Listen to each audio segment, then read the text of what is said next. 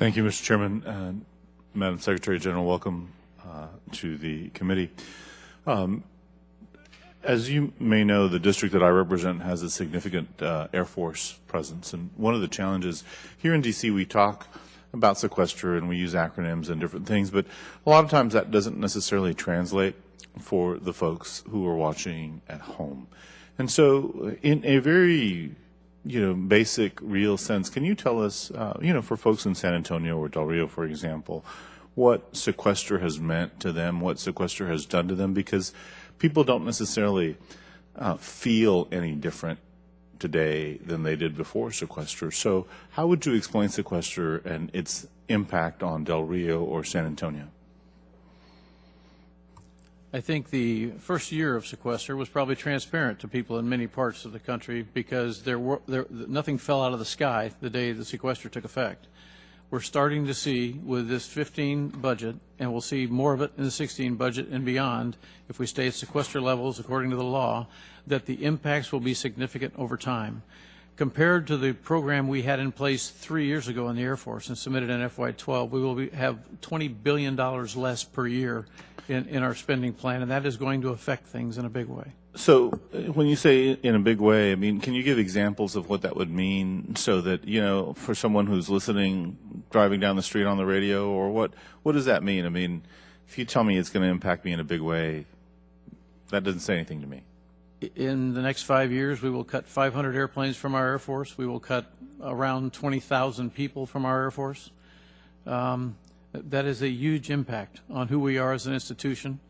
It will create more facilities that are not fully manned or installations that aren't fully utilized, which will create more of a discussion about BRAC for the future. It's going to have an impact. And what impact does that have on the U.S. readiness in terms of being able to respond?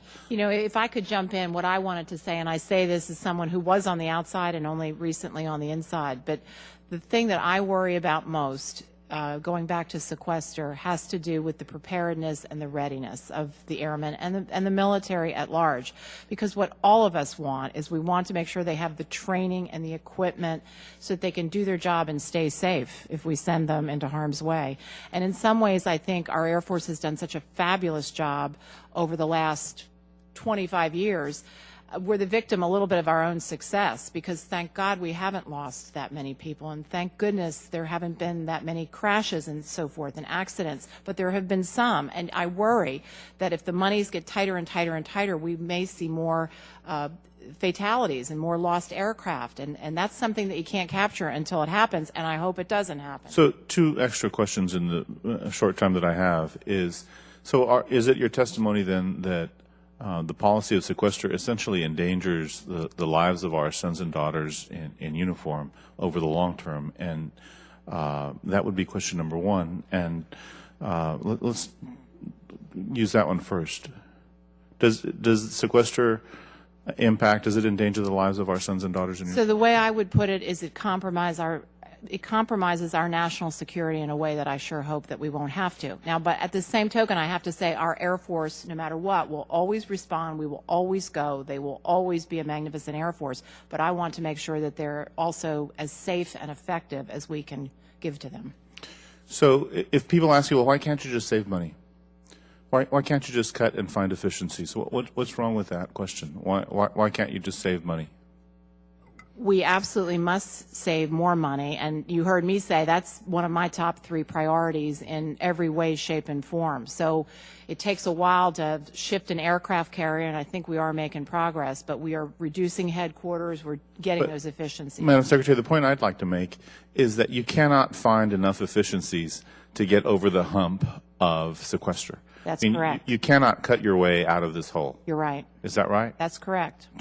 General, do you have any information about how, if you found every efficiency you could, it wouldn't be enough to meet sequester levels? It's not going to be $12.8 billion a year, sir. It's just not going to be.